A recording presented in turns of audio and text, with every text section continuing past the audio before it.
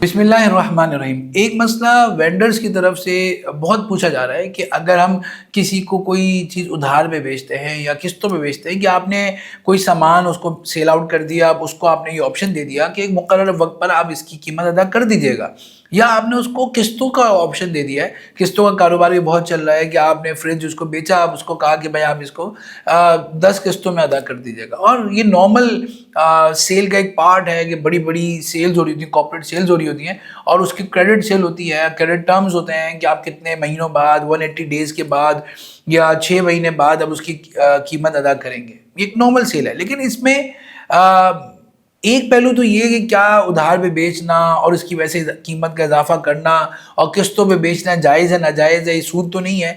इस पर तो हम एक तफसीली वीडियो रिकॉर्ड करा चुके हैं, जो आपको लिंक उसका डिस्क्रिप्शन में मिल जाएगा।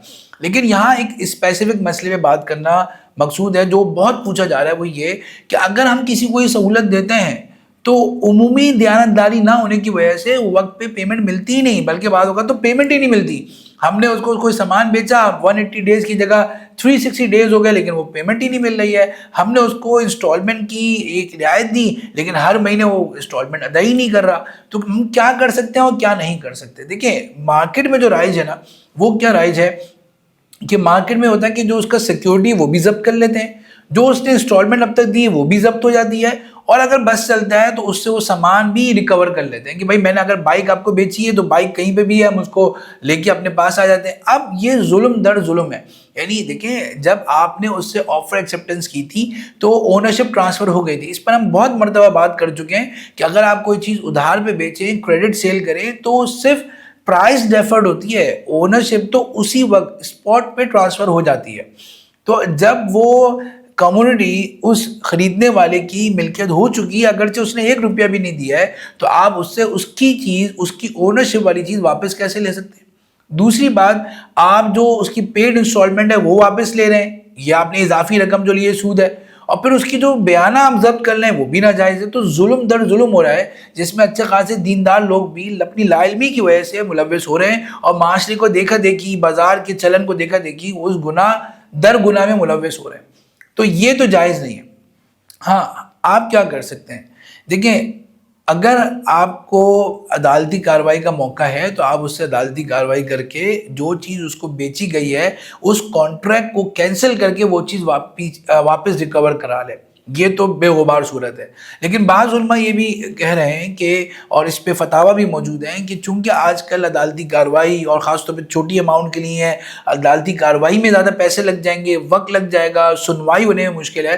तो अगर कोई शख्स बार बार डिमांड के बावजूद आपकी कीमत अदा नहीं कर रहा, तो आप यकतरफा तौर पर भी कॉन्ट्रैक्ट कैंसिल कर सकते हैं। आप उसको इन्फॉर्म करें कि आपने कॉन्ट्रैक्ट कैंसिल कर दिया है और आपकी प्राइस जो आपने अभी तक पे किया हम आपको वापस कर रहे हैं, और ये जो सामान है हम इसको रिकवर कर रहे हैं। चाहे वो कोई प्लांट एंड मशीनरी आपने उसको बेची है कॉर्पोरेट सेल के तौर पर, या आपने कंज्यूमेबल आइटम फ्रिज बाइक दी है, तो आप उसको रिकवर कर सकते हैं। इसकी गुंजाइश है और ये आपका हक है। लेकिन इस सूरत के अंदर आपको जो उसकी पेड इंस्टॉलमेंट है वो वापस करनी पड़ेगी। जहाँ तक बयाना की बात है, तो इस पर हम एक अलग से वीडियो रिकॉर्ड करा चुके हैं कि बयाना जब्त करने के क्या शरई अहकामात हैं, तो उसको आप वहाँ पर देख सकते हैं। दूसरा जो आपके पास ऑप्शन है वो क्या है कि आप ये क्लॉज कॉन्ट्रैक्ट के अंदर लिख सकते हैं कि अगर आपने आपको इंस्टॉलमेंट पे चीज़ बेची है, तो अगर आपने कोई इंस्टॉलमेंट या मल्टीपल इंस्टॉलमेंट, जैसे आप चाहें लिखें कि अगर आपने वक्त पे अदा नहीं की है तो ये इंस्टॉलमेंट वाली रियायत ख़त्म हो जाएगी और आपको बकिया मानदा रिमेनिंग पूरी प्राइस जो है वो फौरी स्पॉट पे अदा करनी पड़ेगी। मिसाल के तौर पर अगर हमने आपको 1 लाख रुपए का ये यूपीएस बेचा है, तो इसकी जो किस्त है आपको हर महीने जो है वो 10,000 रुपये अदा करनी है। तो अगर आपने किसी एक महीने की ड्यू डेट पर इसकी किस्त अदा नहीं की है, तो इस सूरत में आपको जो बकिया किस्तें जो 50,000 रुपये रहती है मिसाल के तौर पर, वो फिलफौर अक्रूड हो जाएंगी और आपको फौरी तौर पर अदा करनी होगी। और अगर आपने अदा नहीं की है तो फिर हम वही कर सकते हैं कि आपका कॉन्ट्रैक्ट कैंसिल करके आपको हमने जो चीज़ बेची है वो हम रिकवर कर लेंगे और आपकी जो अभी तक की 50,000 रुपये पेमेंट आपने की है वो आपको वापस कर देंगे। तो ये क्लॉज अगर कॉन्ट्रैक्ट में लिख दी जाए तो मैं समझता हूँ काफ़ी प्रोटेक्शन हो जाएगी। एक और चीज़ हमने लिखी है, नोट की है, वो कि अगर आप ये भी कर सकते हैं कि जो चीज़ आपने दी है, इस पे भी मार्केट में बात चल रही है कि जो चीज़ आपने दी है वो देते ही नहीं है, बल्कि वो कहते हैं कि जब तक आप मुकम्मल किस्त अदा नहीं करेंगे तो जो कमोडिटी है, सब्जेक्ट मैटर है जिसको इसको बेचा जा रहा है, वही अपने पास रख लेते हैं कि जब आप पूरी इंस्टॉलमेंट पे किस्तें देते रहेंगे, जब पूरी दे देंगे तो फिर हम आपको देंगे। तो शरण देखिए ये भी जायज़ नहीं है, क्योंकि अगर ये फौरी सेल का कॉन्ट्रैक्ट होता कि जिसमें स्पॉट प्राइस है, तो इसमें तो सेलर को यह हासिल होता है कि अगर वो कीमत नहीं दे रहा तो आप वो चीज़ भी ना दें, क्योंकि फौरी पेमेंट ज़रूरी है। लेकिन जब आपने कॉन्ट्रैक्ट के अंदर ही उसको ये फैसिलिटी दे दी है कि आप कुछ अरसे बाद इसकी कीमत अदा कर दें या आप कुछ अरसे में किस्तों में इसकी कीमत अदा करें, तो अब आपने अपना हक छोड़ दिया, क्योंकि अब आपको ये हक नहीं रहा कि आप सब्जेक्ट मैटर को रोक सकें, बल्कि आपको उसको वो मबी या वो फ़रोख्तशुदा चीज़ फौरी हवाले करनी पड़ेगी। हाँ, पहली किस्त तक आप उसको रोक सकते हैं, लेकिन आप मुकम्मल किस्तों के हासिल होने तक इसको रोक सकें, इसकी गुंजाइश नहीं है।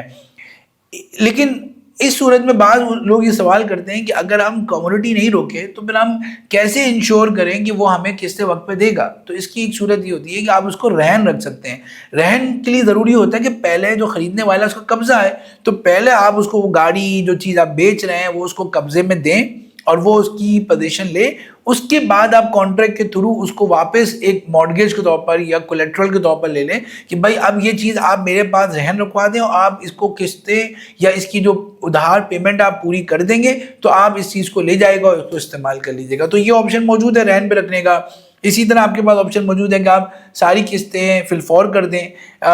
तो ये जो शरिया कंप्लायंट ऑप्शन हैं इनको अवेल करें, और जो नॉन शरिया ऑप्शंस हैं जो मार्केट में नॉर्म हो चुके हैं इनको अवेल ना करें और इनसे बचने की कोशिश करें। तो आपने देखा कि एक मसला पेश आ जाए तो आपकी राइट को प्रोटेक्ट करने के लिए शरीयत में बहुत सारे हल मौजूद होते हैं, लेकिन हमारी लाइल्मी की वजह से, शरिया कंप्लायंस ना होने की वजह से हम उनको छोड़कर नॉन शरिया और नाजायज़ और सूदी और गैर इस्लामी मामलात कर रहे होते हैं, और इससे हमारी इबादत भी ख़राब हो रही हैं और हमारे मामलात और माशरे में जुल्म भी बढ़ रहा है। तो इसलिए हर मसले में जब भी मसला पेश आ जाए तो अपने शरिया एडवाइज़र से उस मसले का शरिया कंप्लायंट हल ज़रूर मालूम करें।